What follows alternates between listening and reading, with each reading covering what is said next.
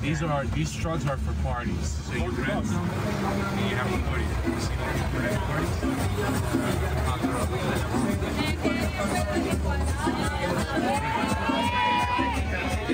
Wow, nice. Beautiful woman. Yeah, she's nice. She's like a 9 anywhere in the world. Here she's a 7. But anywhere in the world, that girl's like a 9. From 1 to 10, she's a 9. Here she's a 7. Here she's a 7. Yeah.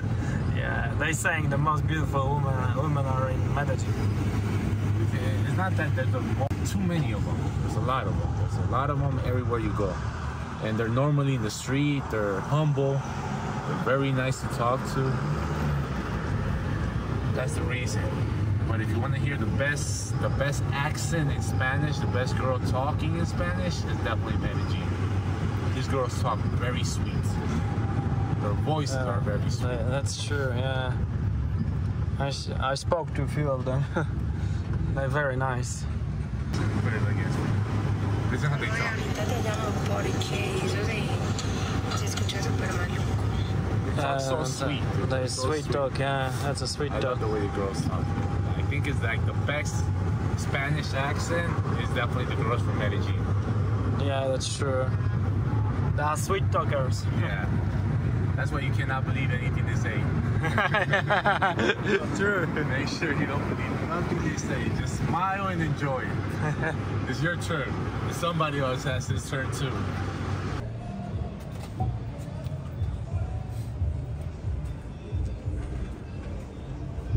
So guys, we now in one of the roughest places in Medellin.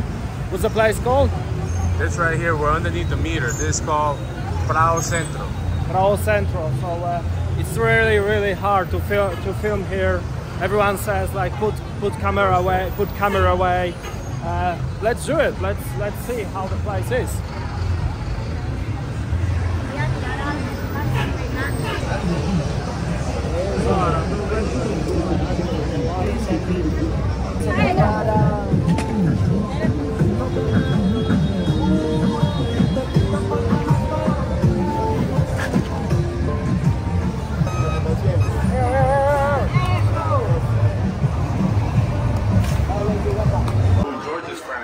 He said that he saw 2 people getting closer to him right there underneath Barbacoas, Peter, Centro. And he said that he got closer to these 2 they walked away. I'm saying that that's obviously possible because he's looking around like a tourist. He's obviously a tall person with blue eyes, yellow hair. So they knew he was a tourist and they were just wanting to get close to him, pull a knife on him and try to take away what he has in his pockets. If you see his pockets, they're looking at him and you can see that there's a big screen right here. So that's what they're That's what they're trying to do. Yeah. They're trying to take that away. And as soon as they knew there was a screen there, they're like, okay, he's worthless. So let's go see what he has in his pockets. And you just got to keep moving in this place. If you stay still, you're a target. And if you move around, everything will be okay. Even if you go there on your own? Yeah, if you go on your own, you gotta have a mission. You gotta be going somewhere. But if you're there on your own, you're just looking around. Either you're selling something or you're a target to be stolen. And the people that we see that are standing still, they're offering marijuana, cocaine. They're actually doing something. They're selling something.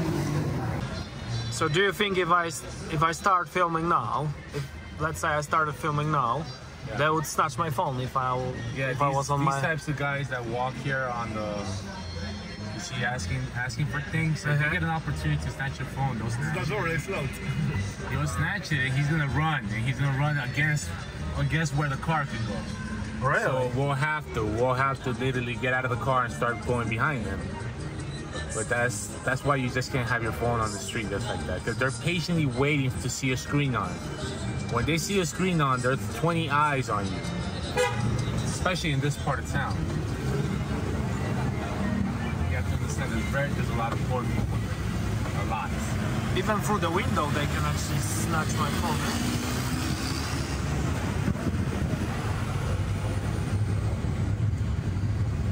Have you ever seen like them snatching phones? Yes. All the time. I see it all the time.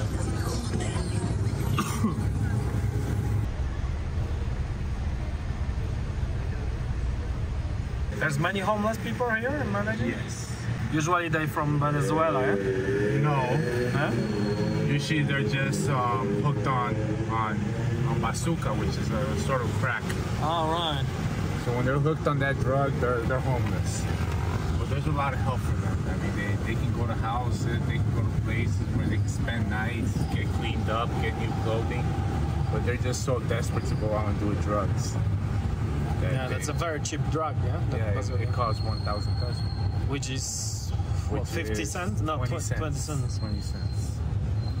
20 cents to the dollar. That's called bazooka, yeah? That's called bazooka, yeah. Which is literally the powder from the base of the cocaine, which is all the garbage left over from the chemicals. Oh my gosh. Horrible. So, do you think it's the best restaurant in Medellin? Okay, I mean, for you to say those words, those are big words. This is my personal favorite restaurant. This is Colombian typical food. This restaurant has been around for a couple of, like 20 years in the zone. The good thing about it is they open really early and close around 1 a.m. So you could get here and you could always have breakfast at any time, lunch at any time, or dinner at any time. They have a wide variety of our typical plates. It's not too expensive. Like it won't hurt your pocket to come here, even as a local. Like to me, a plate here is 20,000 pesos. A real good plate here, like a big plate, 30,000 pesos plus your drink. And it's national Colombian food. And this is national, but the taste and the way they treat you here, but because I'm such a customer, they treat me a little better, I think. But dude, I really recommend this. Every guy that I bring here that's a foreigner and he wants to try Colombian food, literally they make me come back here. So we got here bandeja paisa, Colombian national dish. So Camilo, if you can explain it, please, what we got here. This plate brings every piece of meat that we eat. You get pork. You get cow meat with this scrambled little meat that they cut in little pieces. Yeah. You get chicharrón, you get chorizo, you get morcilla, you get potatoes, you get sweet banana, rice, and eggs. And you get, obviously, beans. Obviously beans and a little bit of salad. And as your brother, who lives in Miami, said to me once, the best beans are in Medellin. This soup, I love it. They're saying that you can't get better than that. The beans are here. What's special about them? About that? Dude, it's just very fresh. All this food is here. We don't do that much seasoning like Mexicans. Mexicans have a lot of spices. We don't. But our food comes straight from the branch to our plate. It's fresh. It doesn't take more than 1 day or 2 days for it to be in the plate. So that's what you're gonna taste. Like everything here is very fresh. That's why we don't do spices, because we want to appreciate the fact that it's fresh. And bandeja paisa was invented in Medellin, or? It's Medellin, yeah. It has our name, paisa. We're called paisans. Yeah. The girls are called paisa as well. So it's our big dish, paisa. Yeah, it looks lovely. So my mouth is watering for it. So. Let's start eating. This place is $30,000, $6. Which is what, $6, isn't it? Yeah. $6 for in Miami you would pay like $50 for just one dish like that. I know. So it's a good deal. Everything is like 3 times, 4 times, 5 times cheaper in Colombia than in Miami. At least 10 times fresher. Yeah. Because everything over there is processed food. Yeah. True.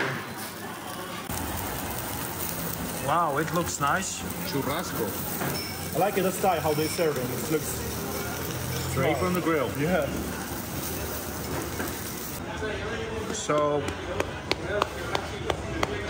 there's a proof. Look at the plates. They're empty. It means it was delicious.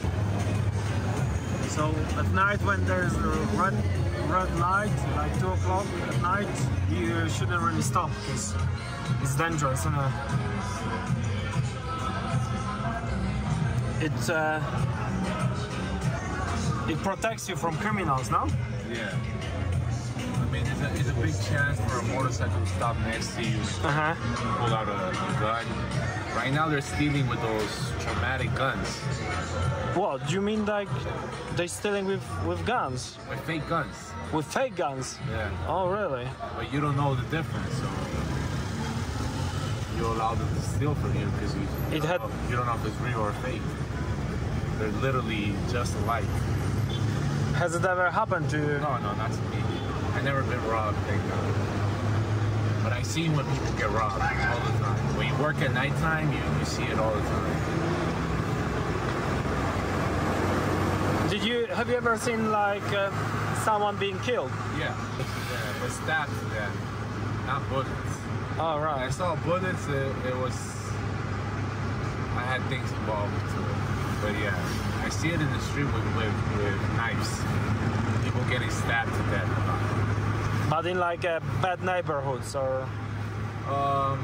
Downtown central or? As well? Yeah, usually knives are downtown central. Guns are outside of downtown. Where they can actually make noise and run away. But in downtown, you cannot make noise and run away. You get caught real quick. There's a lot of cameras, there's a lot of police action, so you'll get caught. In downtown, they usually kill with knives.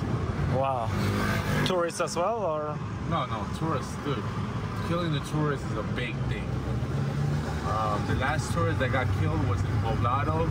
He was an American guy. He went and had a party with a couple of transvestites. All right. And they gave them too much scopolamina and stopped his heart rate. So he died. And they dumped him in the park. All these transvestites got caught. Oh, They're cool. in prison right now. And when was that? Long time ago? Oh, this was a couple of months ago. Oh, okay. So it doesn't happen very often. No. And that was like a big thing, you know. That's like a big thing. When it happens to a tourist, you get out of prison. You're gonna spend literally your whole life in prison.